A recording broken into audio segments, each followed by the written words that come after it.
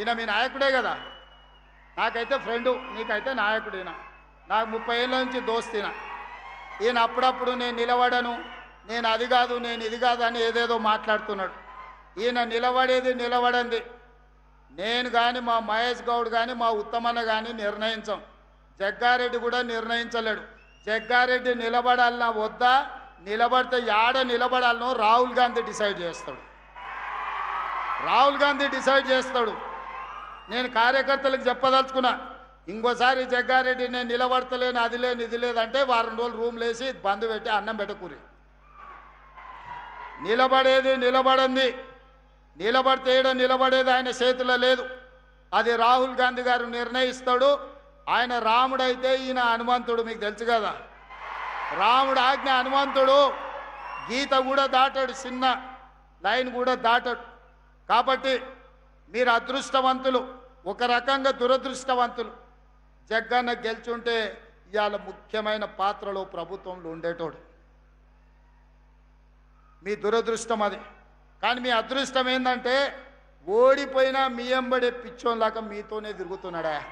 నేను 100 సార్లు లేపిన, సిగ్గులేనాడరా పట్నంలో జరిసేపు నా ఎంబడా నుండి ఏం దాచిపెట్టిన లడ్డు సంగారెడ్డిలో అంటే తెల్లారగట్ల మళ్ళీ మీ దగ్గరికి వస్తాడు. జరిసేపు మా దగ్గర ఉంటాడు, మళ్ళీ ఎంబడే వచ్చి మీ దగ్గర ఉంటాడు. ఇంత మంచోడు. మీరు 100 కోట్లు ఇచ్చినా మీకు నాయకుడు దొరకడు, 1000 కోట్లు ఇచ్చినా, వజ్రాలు ఇచ్చినా దొరకడు. ఆయన మీ మీద చూపించే ప్రేమ ఎనలేనిది. ఇట్లాంటి నాయకులు ప్రజా జీవితంలో ఉండాలి. నేను జగ్గన్నను సంతోషపెట్టడానికో టీవీలో స్క్రోలింగ్కో చెప్తలేను. నేను మనసు నిండా నమ్మింది చెప్తున్నా. ప్రజలకు ఏదైనా కుటుంబాన్ని కూడా వదిలేసుకొని, పిల్లల ఇల్లు వాకిలి పెళ్ళి అన్నీ వదిలేసి ప్రజల కోసం తిరిగే నాయకుడికి ఒకవేళ మార్కులు వేస్తే తెలంగాణ రాష్ట్రంలో నెంబర్ 1 జగ్గారెడ్డి వస్తాడు. నాకంటే కూడా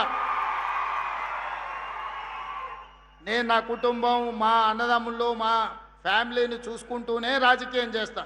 ఈయన అన్ని వదిలేసి మీకోసమే చేస్తుండు. జగ్గన్న మిమ్మల్ని కాపాడుకున్నాడు కాదు, జగ్గన్నను కాపాడుకునే బాధ్యత మీది. ఆ బరువు మీ మీద పెట్టి నేను వెళ్తున్నా. మీరందరూ మాట ఇస్తారు కదా జగ్గన్నను కాపాడుకునేటందుకు. ఇస్తారా అన్నోళ్ళు అందరు చేయి పైకెత్తూరి. అందరూ అక్కకిచ్చేది అక్కకిస్తాం, అన్నకిచ్చేది అన్నకిస్తాం. ఈ పొత్తుల పంచాయతీ ఏం లేదు. అక్కకి చైర్పర్సన్ ఇచ్చినాం, రేపు భవిష్యత్తులో సంగారెడ్డి అక్కకిస్తే జగ్గారెడ్డికి ఇంకోటి ఇవ్వచ్చు రాహుల్ గాంధీ. ఏమిస్తాడో నాకు తెలియదు. బోసరాజు గారికి కర్ణాటకలో ఏమి లేకుంటేనే మంత్రిని చేసి తర్వాత ఎమ్మెల్సీని చేసిండు రాహుల్ గాంధీ కర్ణాటకలో.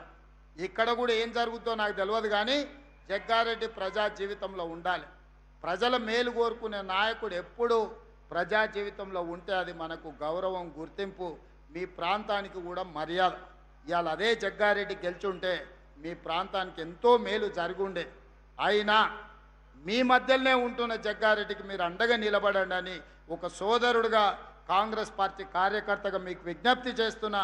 ఇలాంటి వాళ్ళు ప్రజా జీవితంలో ఉండాలి, 10 మందికి ఆదర్శంగా ఉండాలని కోరుకుంటూ మీ అందరి దగ్గర సెలవు తీసుకుంటున్న. ధన్యవాదాలు మిత్రులారా.